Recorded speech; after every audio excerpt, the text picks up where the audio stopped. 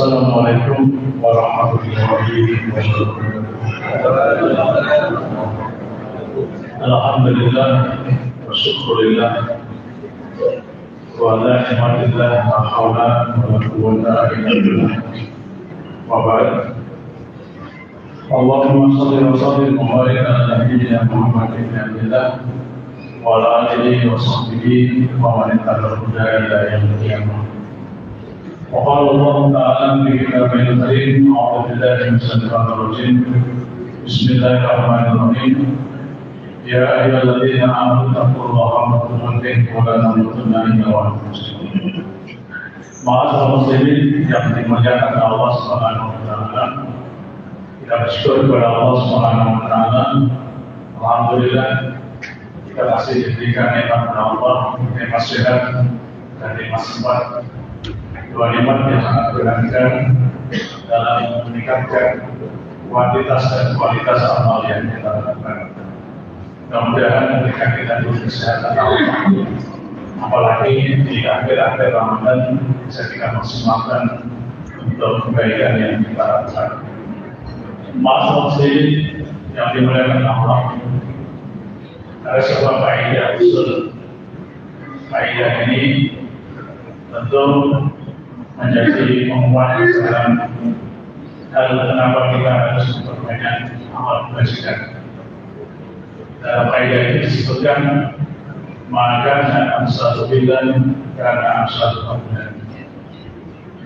Apabila sesuatu itu secara kuantitas dan pengorbanan yang diarahkan dalam melakukan sebuah aktivitas perbuatan, maka aktivitas perbuatan yang dilakukan dengan penuh semangat, penuh penderitaan, Allah akan menggantinya dengan berbagai keutamaan.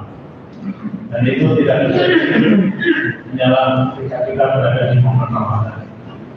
Karena di momen Ramadan ini banyak sekali amal-amal kebaikan yang bisa kita pilih, yang bisa kita ambil sesuai dengan kemampuan yang kita miliki. Walaupun demikian, ketika kita berbuat baik, ternyata tidak hanya sekedar berbuat baik. Saya sampaikan, perlu ada sebuah suasana di mana kebaikan itu mampu menjadikan orang lain berlomba-lomba aktif untuk berbuat baik yang sama dengan yang kita lakukan. Sehingga dalam setiap kesempatan dan setiap tempat, setiap kebaikan itu ada banyak orang yang berusaha mengelurkan, sehingga setiap orang memiliki kesempatan untuk mendapatkan yang sama. Dan itu tidak bisa kecuali dalam Ramadan. Apalagi di malam-malam Lailatul Qadar, semua orang berduyun-duyun berusaha dengan sekuat tenaga untuk mendapatkan. Karena kata Nabi di dalam sebuah hadis, "Man harrama fihi rahmatullahi ajalan." Itulah orang yang sakit, yaitu orang yang sangat merugi, orang yang sangat celaka adalah itu orang yang tidak mau mendapatkan rahmat Allah. Ma'asyiral muslimin yang dimuliakan Allah.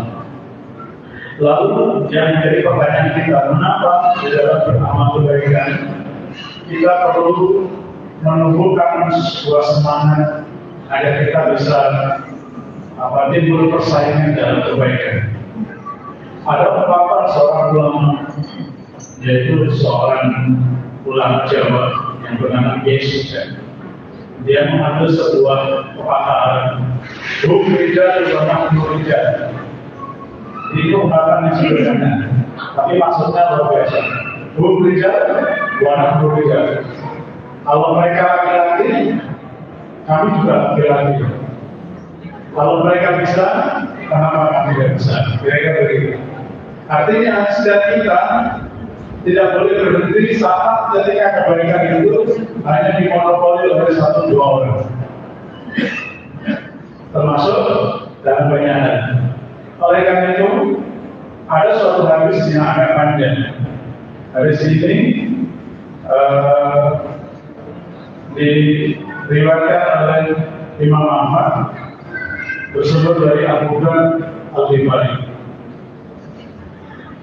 Tadinya agak panjang, tapi tidak apa-apa, perlu saya sampaikan. Dan mungkin dari sini sering disampaikan oleh para guru. Sehingga saya mohon maaf kalau dari sini nanti terjadi konflik. An-nasa min ashabi Nabi Sallallahu Alaihi Wasallam. Sesungguhnya ada beberapa manusia ya, dari sahabat-sahabat Nabi Sallallahu Alaihi Wasallam. Lalu mereka menghadap kepada Nabi, lalu mereka berkata, di Nabi Sallallahu Alaihi Wasallam, ya Rasulullah, wahai Rasulullah Sallallahu Alaihi Wasallam, dahaba an-nusul bil-ujur. Kayaknya ya Nabi, kebaikan ini hanya diambil oleh orang-orang kaya. Jadi yang protes ini adalah orang-orang yang tidak memiliki kemampuan ekonomi yang baik gitu ya. Kalau kita katakan miskin kan ya. Artinya secara ekonomi mereka hanya bisa dimakan untuk kebutuhan sehari-hari. Dan itu cukup bagi mereka. Tetapi ketika dalam kebaikan momen Ramadan itu hanya diambil perannya oleh orang-orang kaya, orang-orang yang serba keterbatasan ini secara ekonomi, mereka mengadu kepada Nabi. Ya, jadi kebaikan ini seolah-olah diambil oleh orang-orang yang memiliki kelebihan rezeki. Lalu Nabi mengatakan, lalu apa yang kalian lakukan? Kemudian para sahabat mengatakan, yusollunya karena yusollu.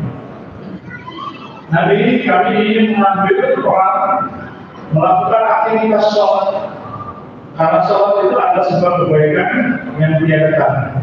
Kira-kira begitu. Tapi mereka juga salah. Artinya orang-orang kaya ini juga sama seperti kami yang secara ekonomi biasa-biasa. Terus apa yang kamu lakukan lagi? Wa yasumuna kama yasum. Mereka juga berpuasa sebagaimana kalian berpuasa. Jadi orang-orang yang serba keterbatasan ekonomi itu berusaha mengambil sisi positif dari amalnya yang bisa dia lakukan. Mereka sholat dengan segala cara agar sholatnya itu mendapatkan pahala yang maksimal.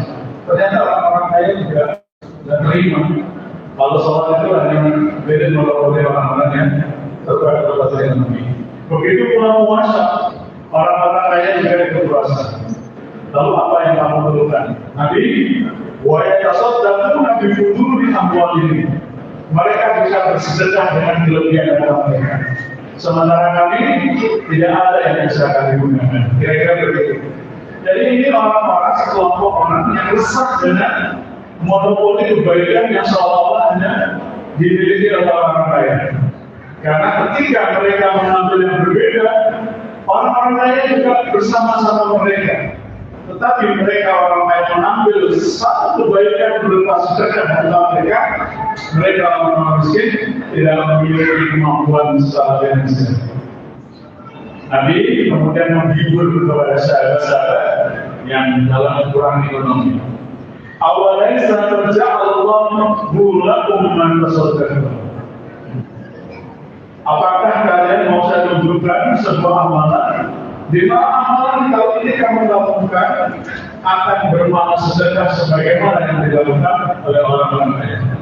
Lalu Nabi mengatakan, inna bikulli tasbihatin sadaqah, wa kulli takbiratin sadaqah, wa kulli tahmidatin sadaqah, wa kulli tahlilatin sadaqah.